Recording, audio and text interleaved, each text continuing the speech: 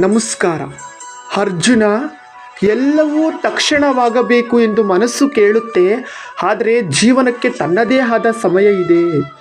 ನಾನು ತಡವಾಗುವಂತೆ ಕಾಣಿಸಿದ್ದೇನೆ, ಆದರೆ ಅನ್ಯಾಯ ನಡೆಯುವಾಗ ಯಾವತ್ತೂ ದೂರ ಉಳಿಯಲಿಲ್ಲ. ಸಹನೆ ದುರ್ಬಲತೆ ಅಲ್ಲ, ಅದು ಆಂತರಿಕ ಬಲದ ಗುರುತು. ನಿನ್ನ ಪ್ರಯತ್ನ ಸತ್ಯವಾಗಿದ್ದರೆ ಸಮಯ ನಿನ್ನ ಪರವಾಗಿ ನಿಂತುಕೊಳ್ಳುತ್ತದೆ. ಆತುರ ಬೇಡ, ಧರ್ಮ ಯಾವತ್ತೂ ತಡವಾಗುವುದಿಲ್ಲ. ಈ ವಿಡಿಯೋ ಸಹನೆ ಮತ್ತು ಸಮಯದ ಮೌಲ್ಯವನ್ನು ತಿಳಿಸುತ್ತದೆ.